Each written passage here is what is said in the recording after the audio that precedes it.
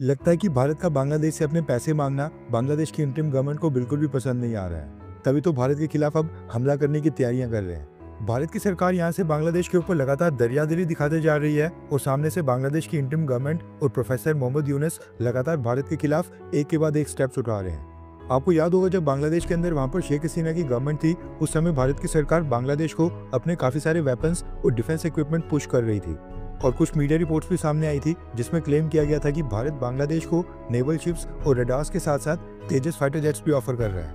इन सब के लिए हमने बांग्लादेश को $500 मिलियन की लाइन ऑफ क्रेडिट भी ऑफर की थी, लेकिन बांग्लादेश की इंटरिम गवर्नमेंट इस समय भारत को ब्लैकमेल करने के लिए इन सभी चीजों के लिए पाकिस्तान के पास चले गई है। शेख हसीना के जाने के बाद से बांग्लादेश की इंटरिम गवर्नमेंट ने पाकिस्तान के साथ मिलिट्री टाइज को मजबूत करना स्टार्ट कर दिया था। दोनों देशों के बीच मिलिट्री लेवल टॉक स्टार्ट हो गई थी, लेकिन भारत को भी अंदाजा नहीं होगा कि चीजें इतनी तेजी से आगे बढ़ेंगी कि दोनों देश आपस में मिलकर भारत को घेरने की प्लानिंग करेंगे। रेफरेंस के लिए आपकी स्क्रीन के ऊपर आर्टिकल का स्क्रीनशॉट है।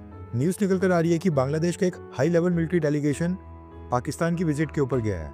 साल 2012 के बाद ये पहली बार हुआ है जब बांग्लादेश की सेना का कोई अधिकारी पाकिस्तान की विजिट के ऊपर गया हो, यानी पिछले 13 सालों में ये पहली बार हो रहा है। बांग्लादेश के इस मिलिट्री डेलीगेशन को lieutenant general SS Kamrul Hasan और बांग्लादेश मिलिट्री के कुछ ऑफिसर्स लीड कर रहे हैं। इन्होंने पाकिस्तान जाकर रावलपिंडी स्थित आर्मी हेडक्वार्टर्स में वहां पर पाकिस्तान आर्मी चीफ और Pakistan chief of joint staff के साथ सेपरेट मीटिंग्स की हैं एंड उसके साथ साथ इस्लामाबाद में पाकिस्तान एयरफोर्स के चीफ के साथ भी कुछ मीटिंग्स हुई हैं। न्यूज निकल कर आ रही है कि मीटिंग्स की साइडलाइंस के ऊपर बांग्लादेश ने पाकिस्तान के GF-17 फाइटर जेट्स की इंक्वायरी की है। GF-17 फाइटर जेट्स पाकिस्तान और चाइना ये दोनों मिलकर पाकिस्तान में ही जॉइंटली मैन्युफैक्चर करते हैं, यानी कि ये made in Pakistan fighter jets हैं। इसके कुछ कंपोनेंट्स चाइना से आते हैं और कुछ पाकिस्तान में मैन्युफैक्चर होते हैं और final assembly line Pakistan aeronautics complex में ही है। न्यूज निकल कर आ रही है कि बांग्लादेश ने GF-17 फाइटर जेट्स के ब्लॉक 3 वेरिएंट्स की इंक्वायरी की है, जिसकी कॉस्ट $25 से $30 मिलियन पर फाइटर जेट बताई जा रही है। बांग्लादेश की मिलिट्री डेलीगेशन ने पाकिस्तान से इस फाइटर जेट की कॉम्बैट कैपेबिलिटीज, ऑपरेशनल एफिशिएंसीज और मल्टी रोल कैपेबिलिटीज के बारे में इंक्वायरी की है। यानी कि इन शॉर्ट बांग्लादेश की मिलिट्री डेलीगेशन ने पाकिस्तान सेना से यही पूछा होगा कि उनका ये GF-17 फाइटर जेट भारत के खिलाफ कितना कारगर साबित होगा, क्या वो इसको भारत के खिलाफ यूज कर पाएंगे या फिर नहीं। बांग्लादेश और पाकिस्तान के बीच इस डील की नेगोशिएशंस अब स्टार्ट हो गई हैं और न सिर्फ फाइटर जेट बल्कि बांग्लादेश पाकिस्तान से और भी डिफेंस इक्विपमेंट परचेज कर सकता है। हम यहाँ पर सोच रहे थे कि शेख हसीना के जाने के बाद पाकिस्तान बांग्लादेश की सेना के साथ टाइज मजबूत करने में ज्यादा इंटरेस्टेड होगा और अपना मिलिट्री डेलीगेशन बांग्लादेश भेजने के लिए एक्साइटेड होगा, लेकिन यहाँ पर तो उल्टा ही हो गया।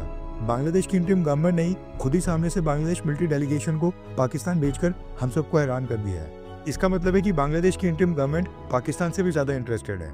कुछ हफ्ते पहले न्यूज आई थी कि बांग्लादेश की सेना को पाकिस्तान की सेना से ट्रेनिंग मिलेगी और फरवरी महीने में ट्रेनिंग प्रोग्राम स्टार्ट होगा। अब तो ऐसा लग रहा है कि बांग्लादेश की इंटरिम गवर्नमेंट ने ही खुद ही पाकिस्तान आर्मी को इन्वाइट किया होगा और उनसे कहा होगा कि वो हमारी सेना को ट्रेनिंग दे। खैर, वैसा आपको क्या लगता है कि बांग्लादेश को लेकर मोदी सरकार की पॉलिसी क्या ये एकदम सही है या फिर थोड़ा सा और एग्रेसिव होना चाहिए या फिर जैसा चल रहा है वो ठीक ही है? नीचे कमेंट करके अपनी राय जरूर बताएं।